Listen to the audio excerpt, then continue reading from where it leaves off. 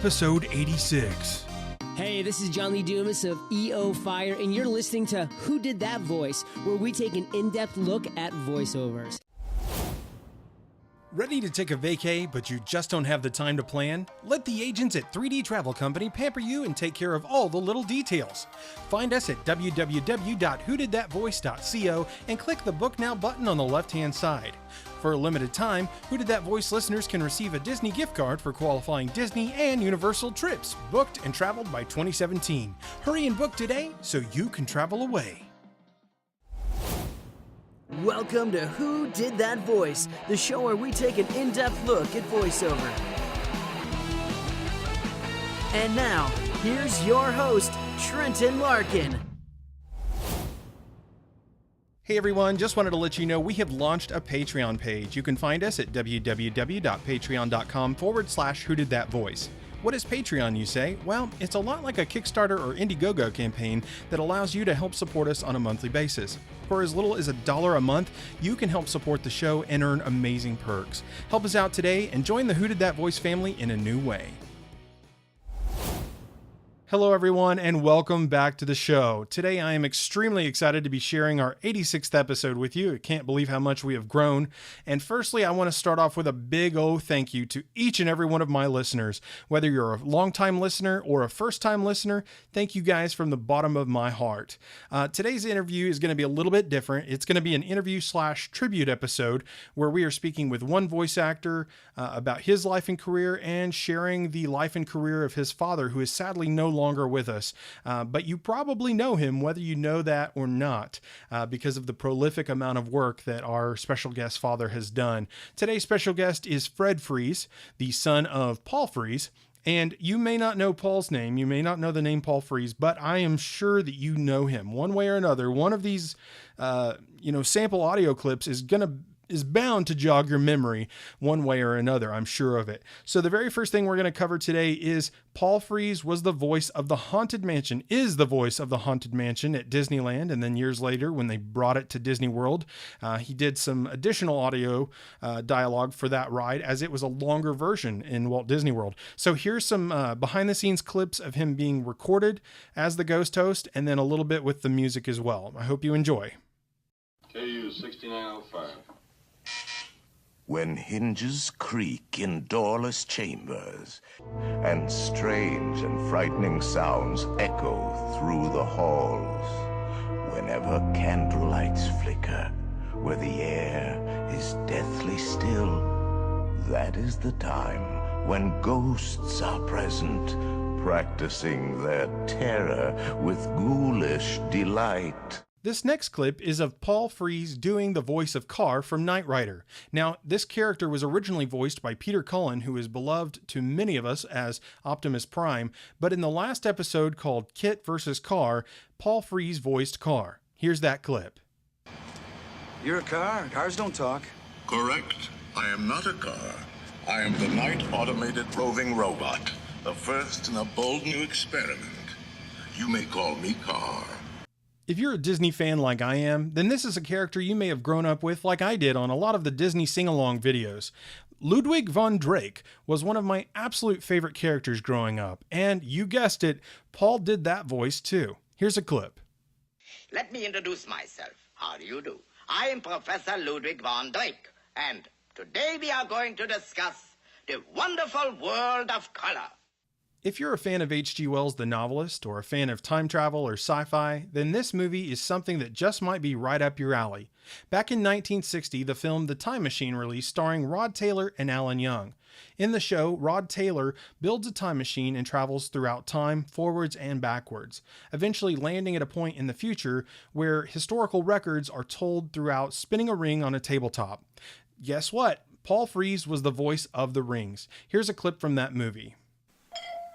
My name is of no consequence. The important thing you should know is that I am the last who remembers how each of us, man and woman, made his own decision. Some chose to take refuge in the great caverns and find a new way of life far below the Earth's surface. The rest of us decided to take our chances in the sunlight. Small as those chances might be. In the early 1960s, Walt Disney wanted to build a project at Disneyland called the Hall of Presidents. While that project didn't pan out till years later at Walt Disney World, at Magic Kingdom, there was a project that was built at Disneyland called Great Moments with Mr. Lincoln. This was Disney's boyhood hero. Here's a clip of Paul Frees as the narrator for the show, Great Moments with Mr. Lincoln. Ladies and gentlemen, on behalf of the governor and the people of the state of Illinois, welcome. You are about to spend a few dramatic moments with Abraham Lincoln. Next up is a commercial for the Jolly Green Giant. Although Paul didn't play the voice of the giant, he did voice the farmer and the little character named Sprout, who was a green giant in training. Enjoy. Up in the valley of the Jolly Green Giant lives a guy they call the Little Green Sprout. A little more light, please, fellas. He's not very big, about the size of a twig, but that's a Jolly Green Giant start out. Hi, Sprout. Lots to learn when you're new, isn't there? I'll say, tonight I'm studying green giant cream-style corn. It says here he makes it with his own His own special corn. Another fun character that Paul got to do was the voice of Boris on Rocky and Bullwinkle, the animated show. Well, so let's buy boat ticket and go back home. Buy ticket and go back home? Natasha, where is your pride, your professional integrity? We steal tickets and go back home. This character has to be one of my absolute favorites from commercials, the Pilsbury Doughboy, who was voiced by Paul Frees. Here's a clip. Pillsbury crescents have so much butter flavor, they're hard to forget. Try butter-flavored crescents, fresh and hot. And Pillsbury says it best. You know, the holidays are upon us, and Christmas is just around the corner. But Christmas never feels just right without watching some of the Rankin and Bass productions like Frosty the Snowman, Santa Claus is Coming to Town, and Jack Frost, just to name a few of their amazing projects. Speaking of projects that Rankin and Bass did, you guessed it, Paul Frees voiced several characters throughout their whole franchise of films. We're going to talk about some of those clips right now. The very first one is Kubla Kraus from Jack Frost that came out in 1979. I'm Kubla Kraus, I'm king of all the Cossacks. But there are no Cossacks to be king of. There's the rub, there's the rub, there's the rub. This next Rankin and Bass production is one of my other absolute favorites, Santa Claus is Coming to Town, that came out in 1970, where Paul voiced Burgermeister Mesiterburger, Grimsley, and the Doctor. In this clip, you'll hear all three characters within a very short span, and Paul is the only one in the scene. It's really fun. I hope you enjoy. As I suspected, you've broken your funny bone. Oh, what caused me to trip, Grinsley? This, sir. Huh? A toy? As I suspected. I hate toys. And toys hate me. Either they are going or I am going. And I am certainly not going, Grinsley. I have a job for you to do. Now take this down. It's a difficult responsibility that you accept from the #1 lawmaker, me. Have it known throughout the land from sea to sea. There'll be no more toy makers to the king. The last Rankin and Bass production we're going to speak about today is Frosty the Snowman that came out in 1969. Now, again, Paul voiced a ton of different characters, but we're just going to talk about two of them today, the policeman and Santa Claus. The first clip will be of the policeman and the second one of Santa. I hope you guys enjoy, and right after this, the interview will commence. All right. Didn't you see that traffic light? What's a traffic light? Up there on the lamppost. What's a lamppost? Oh, you want a ticket, wise guy? I'd love one. To the North Pole, please. Huh? You've got to excuse him, sir. You see, he just came to life, and he doesn't know much about such things. Oh, well, okay, if he just came to life. Move along! That silly snowman. Once they come to life, they don't know nothing. Come to life? Oh, don't cry, Karen. Frosty's not gone for good. You see, he was made out of Christmas snow, and Christmas snow can never disappear completely.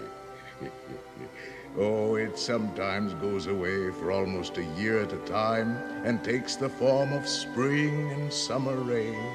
But you can bet your boots that when a good, jolly December wind kisses it, it'll turn into Christmas snow all over again. Now sit back, relax, and enjoy the show. Hello, everyone, and welcome to another episode of Who Did That Voice? Today on the show, we have Fred Fries joining us, the son of Paul Fries, the voice of so many amazing characters, and we will dive into that as well. But Fred is actually an actor as well, and so we're going to talk about his life and career as well. Fred, thank you so much for coming on the show today. I'm glad to be here, Trenton. Well, it's an absolute honor and pleasure. You know, it was just crazy. We connected via, hey, there's a bunch of people that you're in common with on Facebook, and I clicked on you. And then all of a sudden I was like, oh my gosh, I think this is Paul Fries' son. And it was just, it's wild because as I've done this show, I've gotten such a large friend base that's gotten me to meet people that I would have never dreamed of meeting. And Fred, it's been so amazing to get to chat with you and get to know you on a personal level over the last few weeks. Yeah, me too, Trenton. So, Fred, tell us a little bit about your career and how did you get into acting? Would you say that your father was an inspiration for that? Yeah, from day one, I would think. I've been imitating my dad since I can remember. You know, he was, when I was born, my dad was still doing on-screen acting. He had this idea of becoming a leading man at some point. That never really panned out. Of course, he was in radio for like a dozen years before that, in the 40s and the early 50s. Then he did a lot of on-screen stuff, which the people that follow him know what movies those are. Eventually, he got dissatisfied with that because he really wasn't a leading man type. So eventually, he got into voiceover, pretty much starting with the Rocky and Bullwinkle series. And I used to go with him to sessions and sit there and watch these incredibly talented people do, amazing stuff. And there's some recordings of how they did those sessions for Rocky and Bullwinkle for the Jay Ward cartoons, George of the Jungle and Hoppity Hooper and even Fractured Flickers. A lot of that was ad-libbed, they scripted most of it, but they ad-libbed an awful lot of it, and they used to just break in between and laugh and play practical jokes on each other. And so I always got a sense of, wow, this is fun. It's so amazing. And of course, my dad used to get me in trouble when I was at school because he was on 3 different networks Saturday morning, and I just naturally tell my classmates that my dad was on all the channels. He's all on these cartoons, and they said, "You're lying." I said, "No, I'm not lying." But I couldn't prove it until my dad actually had to come down to the school, and he started doing all the voices for the kids. And they stopped accusing me of that after that. And it was an influence growing up with Dad, being the voices that he did, and there's so many of them. Oh my gosh, yeah. And you mentioned Rocky and Bullwinkle, and that show was actually one that I grew up absolutely loving. In fact, Bullwinkle was one that I began imitating as a kid, and your father played Boris, which I was like, holy cow, what? Like, I was totally blown away when I learned that. Well, he was Boris and a whole lot of other ones. Yeah. And Peabody's history, he was always the guy they went back in time to visit. That was him every time they went back every in time? So if it was Columbus or Ponce de Leon or Leonardo da Vinci, whoever it was they went back in time to visit, Dad was always the voice of the character they went to visit. That's awesome. Reciprocally, he was never on the fairy tales, the fractured fairy tales. I don't think he ever did those. Just all the historical ones. Yeah, but all of the Peabody stuff he was. He was one of the Moon Men. He was Peter Peachfuzz. Oh, wow. Often he was the narrator. He and Bill Conrad would switch off being the narrator. Of course, he and Bill Conrad go back to radio days. They were best of friends. Yeah, and your dad has seen a lot of different talent through his life, like you said, stage production, film, radio, voiceover, for all kinds of different formats, which it's so amazing because he had such a talent and he was definitely used in all different areas. He did everything from character voices to narration to, he did trailers. He especially did a lot of dubbing. There's a lot of movies where it's his voice and not the person you're seeing on the film. A lot of foreign dubbing. He was always the voice of Toshiro Mifune in a lot of those Japanese movies. He's the fighter pilot in Rodan. Oh, wow. Who said, I see him, it's Rodan. That was Dad. Well, and all of that stuff was uncredited, Trenton. So you never knew. He loved the anonymity. Yeah. He loved that. So, he did get credit for things, but most of that stuff was uncredited. So today, the aficionados are all fishing out and digging up all the things that Paul Frees did, and it's amazing when it's all compiled on a list. And I'm amazed myself because Dad never told me everything he did. So I would see it, and if I hear it, I go, oh, yeah, that was Dad. Well, you spoke of narration and dubbing, and a couple of things that came to mind were his narration for George of the Jungle, the animated series that came out in 1967. And as far as dubbing goes, another film that I absolutely love is Some Like It Hot, and that had Marilyn Monroe in it, along with Tony Curtis. I can't even talk. And I'm blanking out on his co-star that was with him.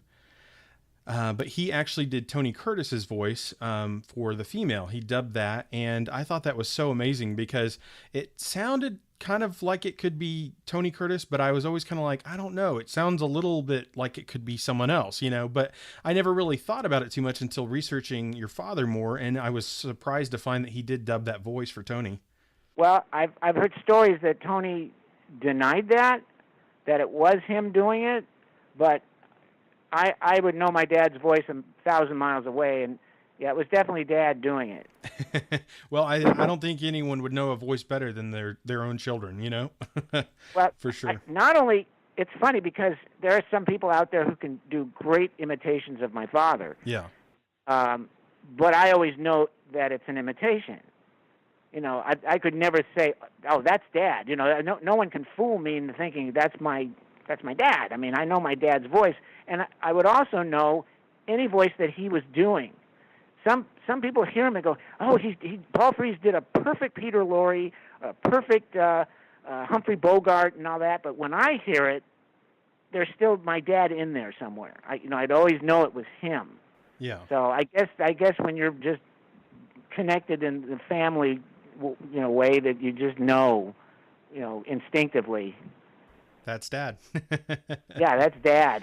Absolutely. Well, some other amazing things that he voiced were the Green Giant commercials, where he played Sprout, like the little son of the Green Giant, the Jolly Green Giant, and the Pillsbury Doughboy, which absolutely loved the Pillsbury Doughboy as a kid. And this one I wasn't as sure about, Fred. Did he actually voice Toucan Sam for a while for Fruit Loops? Yeah, that was his Ronald Comin impression. That's super awesome. Your father has played so many legendary characters that have become such staples and icons for the American people and people around the world, actually. And it's just fascinating to see as I dive more into his life. It's so amazing to see the wonderful things he's done. Like Tom and Jerry, I realized he played the voice of Jerry for a while as well, one of the many voices of Jerry. And I thought that was super fantastic because growing up, that was one of my absolute favorite characters. Uh-huh. Yeah, it's really heartwarming how people even today are still, big fans of his. It's really great.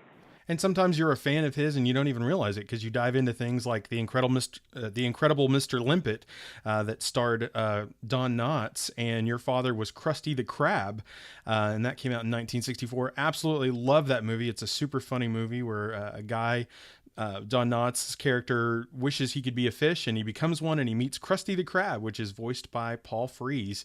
And I never realized that, but it's amazing because you start thinking about it once you hear the name, and you go, "Oh my gosh, that's totally Paul." So, yeah, that particular voice is something that he would just do around the house. He just all that kind of thing, and And when you mentioned the Green Giant, he was also the farmer. Oh, okay. The old man. Yeah. Well, he'd say, "Hey, Sprout," you know. So he wasn't the Green Giant, but he was the farmer. Yeah. In that, yeah. he was also the raid bugs. Oh, the raid bugs. That's awesome. Those Yeah, are the such original classics. raid bugs that would scream "raid," and that is something he came home with his hand around his throat, which was very common for my dad to have his hand around his throat because it was always sore after 10 straight hours of doing stuff like that and working all. I bet. Well, your father did such a variation of voices, and some are very obviously him, and some are like, you've got to be kidding me. Like I've watched the old Snow Queen that came out in 1957, and I couldn't believe it. My dad introduced me to all kinds of stuff that just aren't necessarily mainstream, and he played several characters on that show, but especially kind of the narrator, old man character called Old Dreamy on the Snow Queen, and that was a film I grew up loving, but it's not necessarily one a lot of people know. But it's crazy to look back at these and go, holy cow, he actually voiced these characters I grew up loving. So.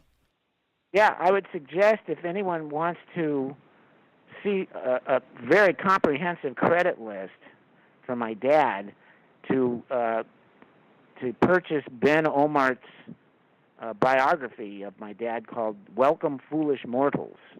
Absolutely, I was sorry. Go ahead. Make sure it's the second edition, because that has a whole lot of additional interview stuff on there and material that wasn't in the first book. Now, is that the one? I thought I was going to talk about that too. Welcome, Foolish Mortals. I had it revised edition, the life and voices of Paul Frees. Is it the revised one for the second edition, or does it say specifically second edition? I'm not sure, Trenton. I mean, if it says revised, but it should say second edition, whether it says revised or not. Okay. That's the one I definitely recommend, because Ben Omart was after me to help, talk about it, and it took months of questions and answers on email, and by the time he got to the second edition, I don't know if you know this, Trenton, but my dad was married over 6 times. Goodness gracious. Yeah, and my mom was number 3 on the list, and obviously some of the wives were not able to say anything because they're gone, but on the second edition, his 5th wife, Jerry, she actually got in touch with Ben and was able to give all kinds of added information that wasn't in the first book. Okay. So that's why I recommend it, because he's got all that additional stuff in there, and all the things that I told him, some of the stuff was updated and revised, so definitely, and it's got an unbelievable credit list at the end of the book. Okay, fantastic. Well, I definitely wanted to dive into that, and I'm glad you brought it up. Again, the book is called Welcome, Foolish Mortals, The Life and Voices of Paul Frees. Look for the second edition, as it has more updated information. It's just amazing, just the stuff that I skimmed on the surface, and I'm sure it really is the surface, Fred, because your father did such an in-depth list of things. Another thing he did, which is probably one of his most iconic and best known, is the ghost host from the Haunted Mansion at Disneyland and now Disney World, as they brought that attraction there years later. And other things he's done that were just mind-blowing were he played a barnyard horse from Mary Poppins in the animated scenes, and he was in Rudolph and Frosty's Christmas in July 1979 as Winterbolt, Jack Frost, and a couple of other characters.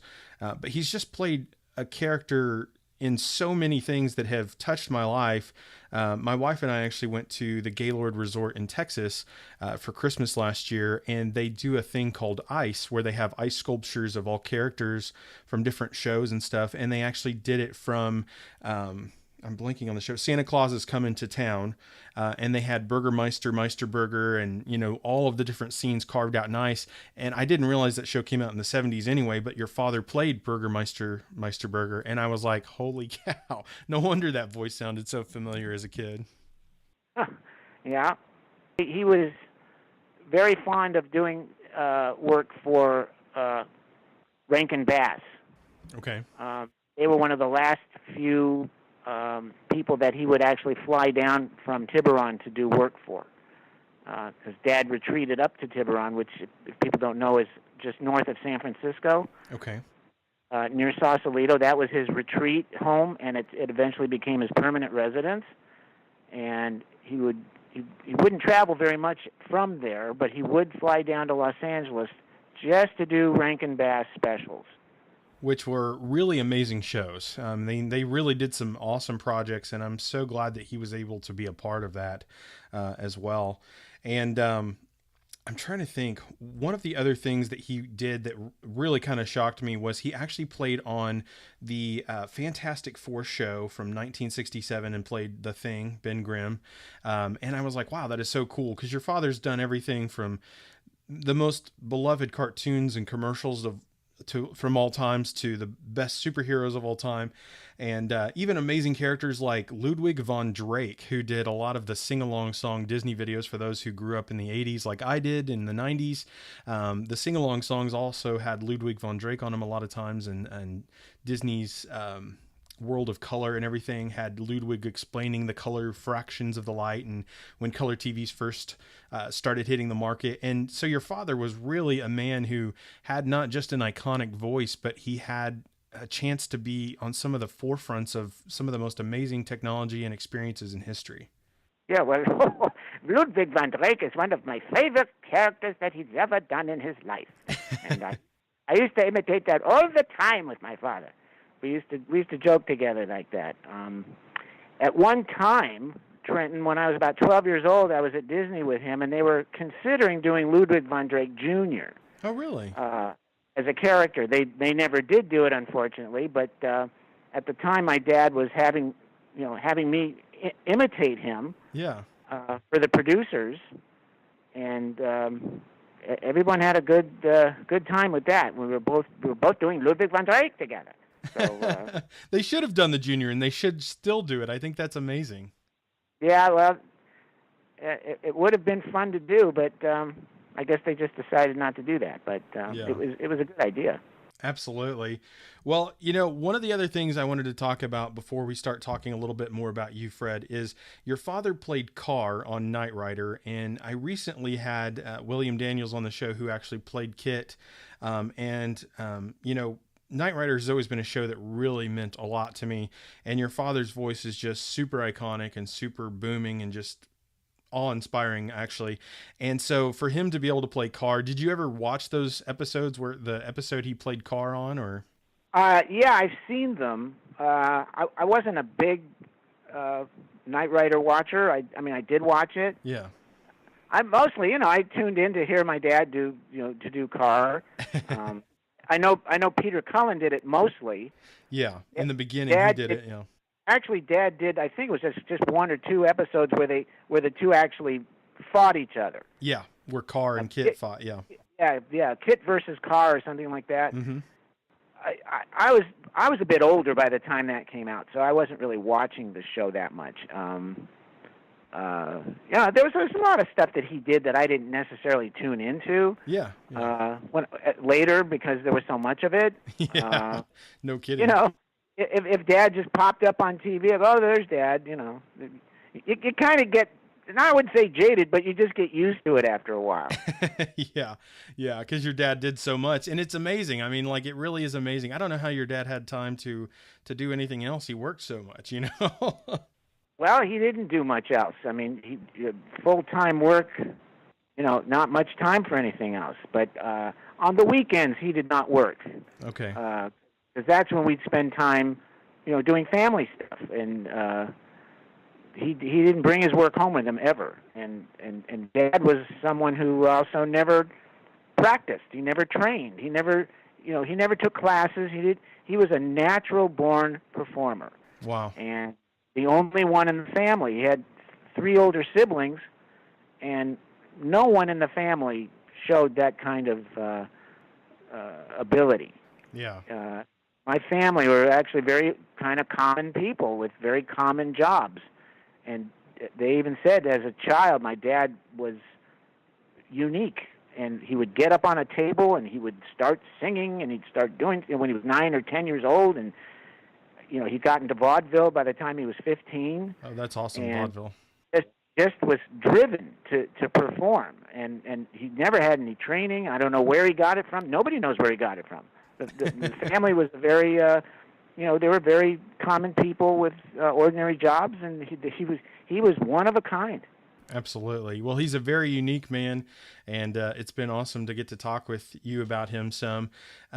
So tell us a little bit, Fred, about your career and how what kind of things have you done besides voicing as the narrator for the book, Welcome Foolish Mortals, The Life and Voices of Paul Frees. What are some other things that you've been a part of in the voiceover world yourself? Well, thanks for mentioning that book. It's an audio book that I did, Welcome Foolish Mortals. I also did the audio book Ben Omart wrote about Mel Blanc. Oh, that's awesome. Biography for him, and that was fabulous as well, because Mel was, as you know, Mel was something else. And but I didn't really get into doing voice work until after my father passed away. I was actually just doing other things. Then when he passed away, I was kind of numb for several years. I mean, it was devastating. I understand. To lose my dad. Yeah. Being his only son. And of course, I have a sister, my half sister Sabrina. So he actually has two offspring. Most people don't realize. A lot of people go, "Oh my God, I didn't know Paul Frees had a son." Well, they really didn't know that he had a daughter too. Yeah. So I don't think either of us took it very well when he passed away, because he was larger than life. Yeah. And to lose that life it took years for me to just get my bearings back. So. It wasn't really until the early 90s that I contacted his best friend and agent, Charlie Stern, who was a premier agent in Los Angeles. And I said, I'd like to do voice work too, And I started studying with my mother, who was a voice coach for 25 years. And I made my demo, and I went to Charles, and next thing I know, I was on a plane to Chicago doing voice tests for the Pillsbury Doughboy, which I didn't eventually get the job, but I did about 8 months' worth of paid tests. Oh, wow. Like animatics and stuff like that, and then that's how I got into AFTRA, which was separate from SAG at the time. And the big thing that I got to do back then was, for the Cartoon Network, I was the voice of Morocco Mole, which Dad was on the Secret Squirrel Show. That's awesome. For many years. And they needed someone to be a voice match, and I worked for the Cartoon Network for a couple years doing Morocco Mole. So that was a real homage to my dad, and it felt really good doing that, and it was a lot of fun. Well, how appropriate to be continuing on his legacy like that, and to be building your own legacy through that continued family relationship. That's amazing. Yeah, it really was. It was really great, because from the one audition, I got 2 years worth of work. So anytime it was great. Anytime they needed, the voice, they would just, Charles would call and say, "You got a job," and I'd just go in and do it. And so that was really great. So sometimes you don't have to keep auditioning. Yeah. Sometimes you do. They make you come back and audition again and again. But in this case, it was like a steady thing. So it was real nice. I was able to do my dad's voice for Disneyland and Disney World when they were doing the Haunted Mansion anniversary. And in the kiosks, they had CDs that people could make with the soundtracks. So I was the voice of the ghost host in those machines, giving you instructions on how to press the button, how to make the CD, and also as one of the Pirates of the Caribbean, which you didn't mention. Dad was all the pirates, or most of the pirates in the Pirates Ride at Disneyland. He's several voices in Disneyland and Disney World, besides the Haunted Mansion. Yeah, and you're right. He was in the Pirates of the Caribbean ride, and I didn't talk about that. I meant to, but I didn't talk about it. But like your dad has done so much, it's almost impossible to remember it all. Well, not only that, but it would take another hour of your time, Trenton, and your show to even scratch the surface of what he did. Absolutely. So lately, in the past 10 years or so, I've been busy doing audiobooks, and also I'm working in association with Bear Manor Media, which is the publishing company for the books that we've been talking about. Yeah. And we've been producing our own material, which I love the creativity of doing my own stuff. It's nice to get a script and do what someone else wants you to do, and I'm still doing that, but I like creating my own material. And we're doing comedy albums. A lot of it is songs, a lot of singing, sketch comedy. It could be anything from ringtones. I've done Fred Fries as Paul Fries ringtones. So I've actually done the Ghost Host, Ludwig, Boris Badenoff, things like that as ringtones. That's awesome. And there's all kinds of stuff, and the creativity just never stops. So that's something that I've been doing. Well, could we get a sample of you as the Ghost Host? That's hard to do, because even with Dad, they put a little echo on it, you know? Yeah. I have to lower the voice.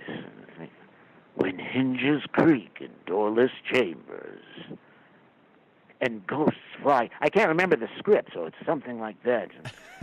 That's awesome. It is. I know they do a little bit of adjustment to the sound, the vocalization, but that was pretty legit. Like, you sound so much like your dad. It's ridiculous. Well, now I have to sound like Corey Burton instead of sound like my dad. But even Corey does a lot of manipulation to get the sound, and of course Corey doesn't fool me. I know it's not my dad, but it's fun doing stuff like that. You know, some people do a great Paul Fries just talking normally, because my father never called me Fred. You might find this interesting. He never called me, sometimes he'd call me son, but hardly. It was usually Frederick. It was just Frederick. Or, the deep voice and the things like this. And Paul would explain the philosophy of the world, and he always had this thing going, and Dad was always on, pretty much all the time. And the thing that I loved doing the most was calling him and doing a voice on the phone that he didn't recognize, because he never really, I think parents always think of their children as babies. They never really recognize that you've grown up. Yeah. And I know my dad was kind of like that with me, that he never really saw me as a grown-up. So I called him, and he'd answer the phone. My father never said hello. He'd always say, yes. That's how my dad answered the phone. He'd go, yes. And I'd say, Paul! And he'd say, who is this? I said, Paul! Don't you recognize me? And he'd go, no, who is this? I'd say, it's your son! My son! And I would laugh for about 10 minutes. I'd fool him every time. So it was fun doing that, fooling the voice master. Yeah. So those are the things I miss the most, really, is having to do things like that with my dad. And, and so when I do his voice and I hear it come out of me, because, it's not just the voice. I'm kind of physically like my dad. I've got his nose, I've got his hands. Yeah. People look at me and they go, "My God, you look just like your father." I can't help that. Can't help sounding like him either. It's just there. So, and the other thing that I like to do is coach. The other thing I'm always looking for new students to coach, specifically to do character voices. How can people reach you if they would be interested in having you be their coach, Fred? Through my website, fredfries.com. Okay. Or voicepeddler.com. It's the same destination, but Fred Fries with an S, if you know how to spell the name. And contact me that way, because I don't teach commercial reads or narration, or certainly I don't teach marketing, because there's a lot of people out there that can do that better than I do. But I like to coach character voices and help people explore, what they're capable of doing that they're not aware of, and also produce their animation demo. And that's what I like to do, which is great because on your show, Trenton, you specifically go for the people that do the voices behind the characters. Yeah, absolutely. So I like to get those people, get new people for you by training them to get those voices out there. Absolutely. Absolutely. Well, and my show kind of helps bring people to those who do coach and teach, because some people that listen to the show may grow up and just love cartoons, and some may be actively seeking to become voice actors. And so information like that for the fact that you teach character voices is super stellar for people on my show who are looking to become an actor that specializes in that field. Well, I'd be happy to have them come my way. And I'm also affordable, Trenton, because I don't subscribe to this idea that you have to pay a lot to get ultimate quality in terms of coaching or teaching or almost anything else, because there's a lot of people out there that are willing to charge a lot of money because they're in business. Yeah. And it puts people out of range to get the training they need because it's unaffordable. I don't know how you can pay $150 an hour if you need 20 hours of training. Yeah. Where are you going to come up with that kind of money? I don't think it's fair, and I don't charge that. And I'm willing to negotiate with people based on their need. But I will also be brutally honest. If I think that someone just isn't right for this, I'm going to have to tell them that, because I always come from a place of encouragement. Yeah. But you can't give people false hope. It's not right. There's a lot of people who don't understand that they're not really cut out for it, because there's a lot involved in it. There's a lot of commitment and a raw talent that, I love to mold people. If they have it and bring it out of them. And there's so much out there. There's so much talent that hasn't been touched. But some people are, maybe better off doing an audiobook. Yeah. Or doing a e-learning or something, more, less challenging than trying to do voice acting, because you do have to have some acting experience. And there's a lot to it. But I say you start with commitment, with a passion. If you have those things and you have a few kernels of talent, there's something there that can be brought out. And I can help you make an animation demo, a competitive demo, without you spending an arm and a leg, because I know what it's like, and people are struggling when it comes to the money. Yeah, especially in today's economy. Yeah, absolutely. Well, one thing I forgot to mention that I did want to talk about was the talking rings that your father played on the Time Machine, the original movie that came out, not the remake that was...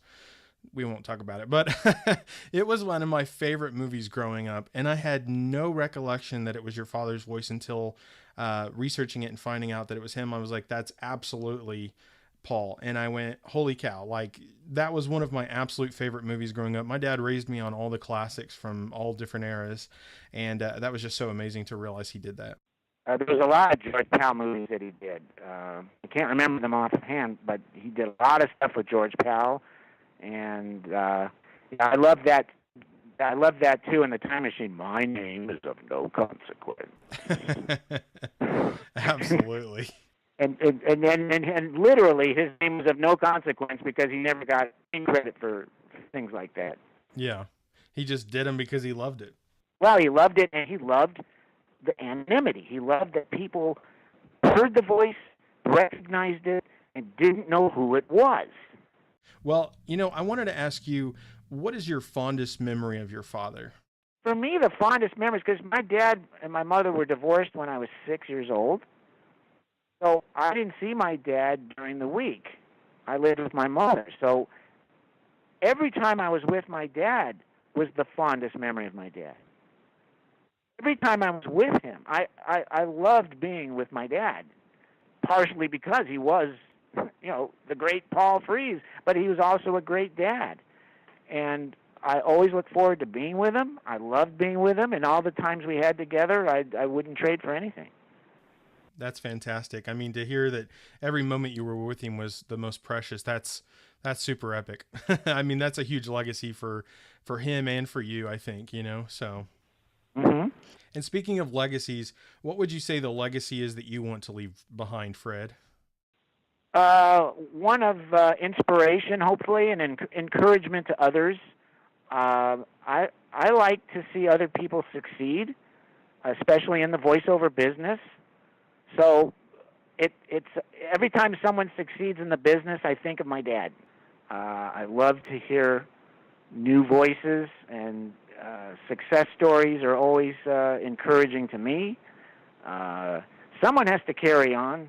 You know, the old guard is going now, and even the middle guard are starting to retire or semi-retire now. So we need the up-and-comers to keep going. And if anything that my father has done, or anything that I have done, or any of the rest of us have done, is an encouragement and inspiration, that's the legacy I'd like to see. I think that's fantastic. You know, wanting to be leaving a legacy that creates a legacy is pretty epic, because you're wanting to be something that is an inspiration and a hope to other people, like the old guard voiceover artists have been.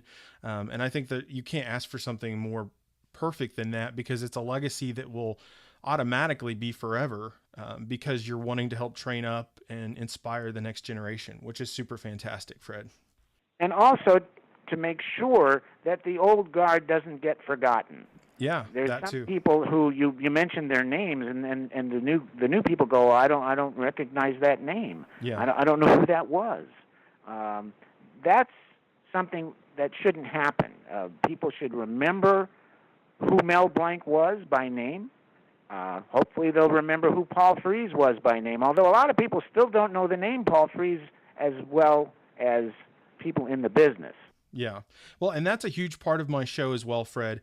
Not to just do people that are currently living that people know and that are in the current daily thought process, but to talk about actors like Paul Frees, the Ghost Host, and Ludwig von Drake, and all these other amazing characters that people grow up still loving to this day, but do they really know the man behind the voice, you know? Mm-hmm. Exactly. You're doing a great thing there, Trenton. I really appreciate it, Fred. That means a lot coming from you. You know, I know you have an up-and-coming show, and I wanted to just share a little bit with my audience about what you have coming in the days ahead. Well, it's called the Voice Peddler Interviews, and it's only on YouTube. I was having trouble with calling myself a voice actor. Actually, Trenton, I couldn't come up with a name that was original. You know, everybody calls themselves a voice actor. Yeah. Because in these days, you have to come up with some new brand, right? You have to come up with something unique, because everyone's calling themselves either a voice actor or a voice talent or a voiceover artist. You know, it's on their website, it's on their business cards. And I came up with the word peddler. I peddle voices. I love it. So my website is Fred Frees Voice Peddler, and the interview show is called the Voice Peddler Interviews. And I'm carrying on the legacy of the Voice Peddler Productions, and we're planning to put out all kinds of fun things for people, because there's so much challenge in the world. You know, there's no shortage of bad news, right, Trenton? Absolutely. So, I figured, you know, if I can bring a little levity, a little lightheartedness, a little inspiration, then I'm a happy camper. Well, Fred, it has been an absolute honor and pleasure having you on the show today. Would you please give us a closeout today as the Ghost Host? You've been listening to Who Did That Voice with your host, Trenton Larkin. This has been Fred Frees on Who Did That Voice? And who did that voice? You may never know, but I did it my way.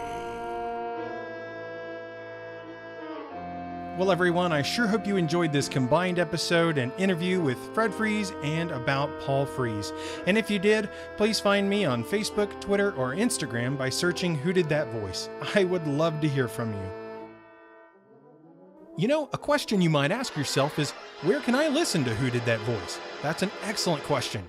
You can hear us on iTunes, Stitcher Radio, TuneIn Radio, YouTube, and our website at www.whodidthatvoice.co. Click the Episodes tab and listen away.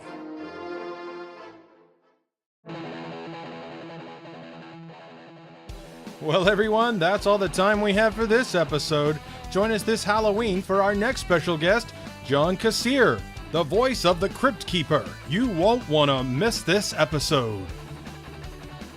Hey, do you ask yourself who did that voice? Well, if you do, go to our website, www.whodidthatvoice.co, and click on the Episodes tab. Choose an actor, pick their name, and see pictures from the different characters they've voiced in their career. Thank you for joining us today. We'll see you next time for more discoveries on Who Did That Voice.